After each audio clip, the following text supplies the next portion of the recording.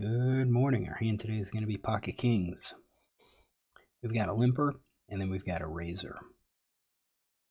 Limper's playing pretty loose 59 too. He could have any wide range of hands. His pre-flop raise is 2%. I'm going to say probably doesn't have aces, kings. Probably doesn't have ace king.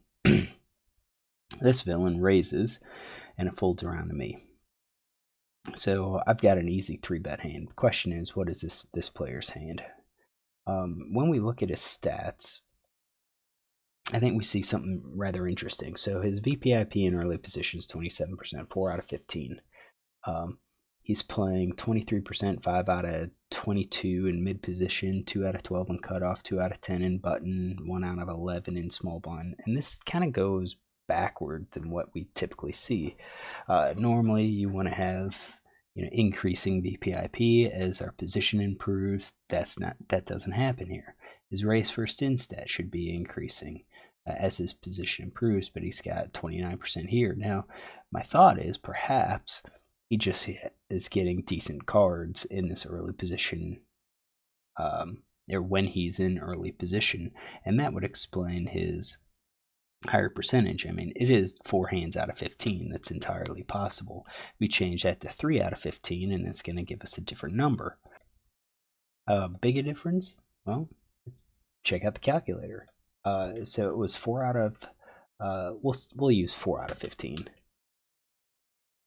26.67. Right, so if it was one less card, you're looking at 20%. So, I mean, it's not, I think 20%, maybe 15% could be a more realistic range for this player. So I kind of put together a range like 21.6. I think suited aces, maybe he doesn't have all of these suited aces. Maybe it is going to be, something like this, 18.6, the Broadways, and then, some of these suited aces. But we're gonna go with that. Now it's on me. I think this is a no-brainer 3-bet. This is 10 NL. You could see I don't really, I have some players with a lot of hands. I have other players that not so much. So just kind of classic unknown situation. It's not worth it to try to be tricky and just call with kings to capitalize on future equities or future EV. I just don't think it applies here. Not unless this was a player that I've been playing with. Like if it was one of these, maybe, because I tend to see them every day or multiple times a week when I play. So I think this is just easy 3-bet here. This is my 3-betting range.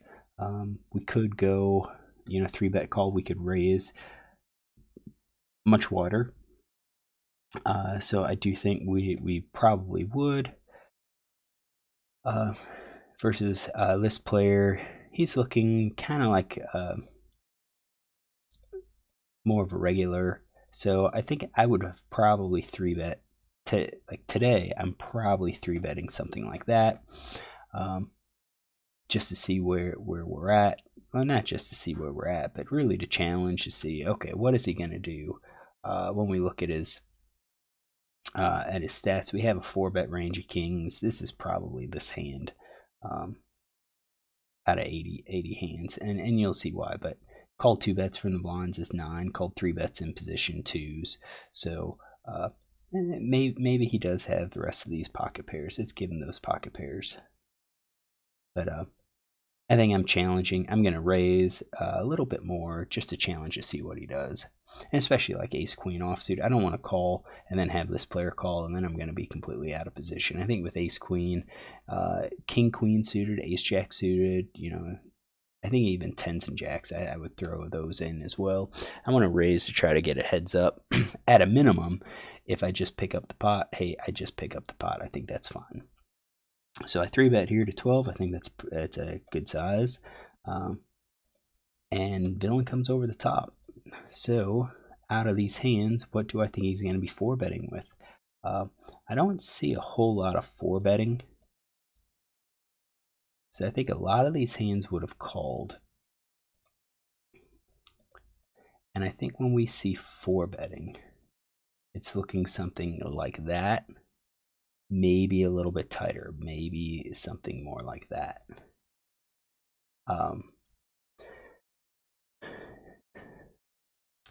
There's always a possibility that 4-bet is going to represent aces.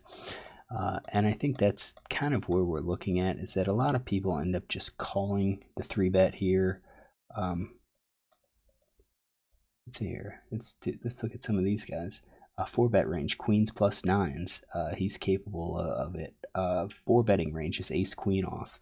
So, you know, against these players, and maybe this is a player like that, he's going to be playing something like that, you know, maybe tens to a 3-bet range.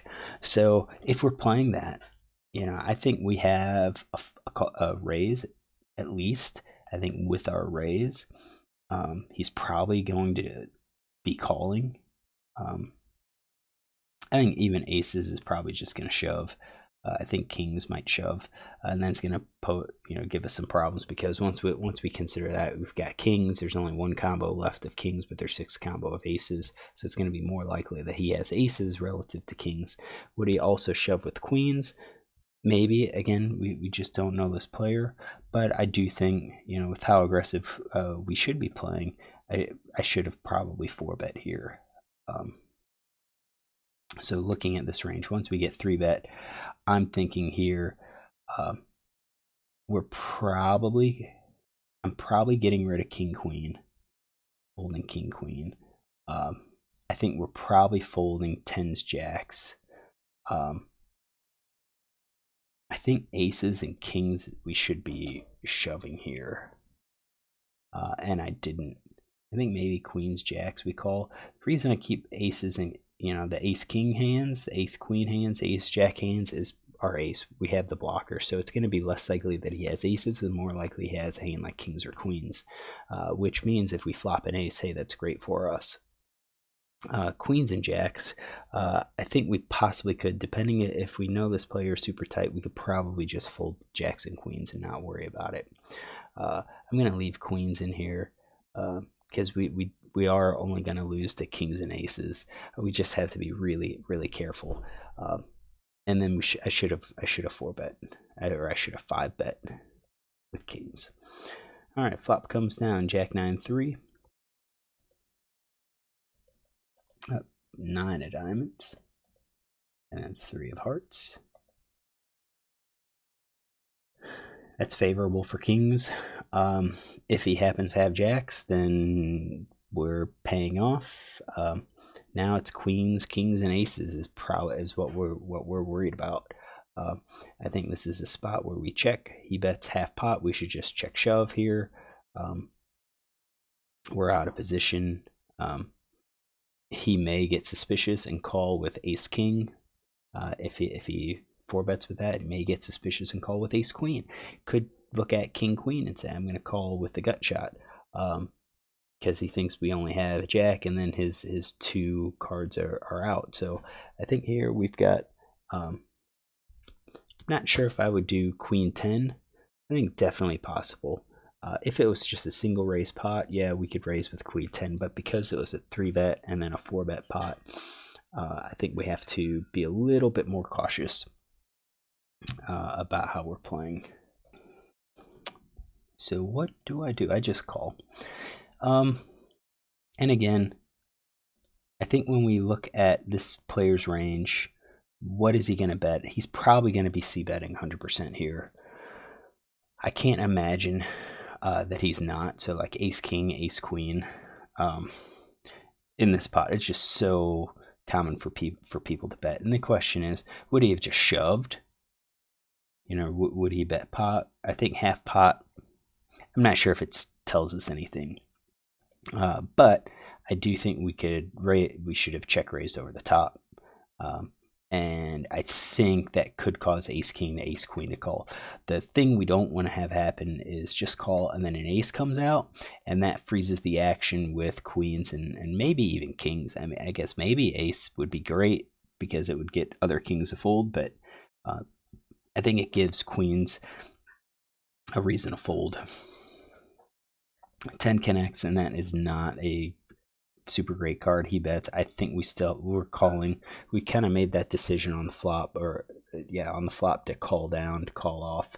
I think even pre-flop, we kind of make that decision with kings to say, look, we're just going to call it. As long as an ace doesn't come out, we're going to be calling down. If he has aces, he has aces. Really no difference in how we play it here, or what we lose by playing it this way compared to just getting it all in pre-flop. But I do think we probably should have raised pre-flop. Raised 5-bet pre-flop. So we called all in, 8 hits. So 8, 9, 10, jack. Queen completes it, and then a 10 comes on the second run. So we're up against kings, and this was the king's hand. So is it in there? Yeah, it is. Would he play queens the same way? Quite possibly. Would he play jacks the same way? Quite possibly. Would he play aces the same way? Yeah, quite possibly. I think ace king though. I think this is the catch with the ace king, ace queen. So he might throw out a half pot bet on the flop, but then once that 10 gets there, I think ace queen plays it for a bet like this. Maybe. If the player's aggressive, yes, he plays it like that. If he's passive, ace queen does not bet here. Ace queen is calling, but ace queen does not bet here. What about ace king? Ace king does not bet. I don't think ace king calls. However, on a flop like this, if we check raise, there is a possibility that ace king is going to now call on this board, because he's gonna be concerned that maybe I have ace king or ace queen or even king queen. So how do I think I played this hand? Not the best. I wish I had taken a note on it with my reasoning for just calling that 4-bet instead of raising, but I didn't, so it's hard to say. But I think this is a spot where we're getting all in. And again, in a single raise pot, I think a hand like this, if I was trying to play it, be tricky, a check raise on the flop. So raising that c-bet is definitely, I think, a good play. I think it's better for me to check raise that than it is to check call and then, possibly check raise on the turn. It's possible that a 1-pair hand isn't strong enough to check raise. I mean, definitely possible. And that's where you want 2-pair, jack nines maybe, jacks, trips with jacks, nines, and threes. Maybe that is kind of interesting. The whole check raise, maybe the kings isn't strong enough to check raise in a single raise pot. I'd have to look to see if I have a hand like that. My guess is no. I think I've probably almost always gotten all in with kings, and out of position, yeah, probably just all in. All right, hopefully you enjoy this hand. If you do, look tomorrow for another.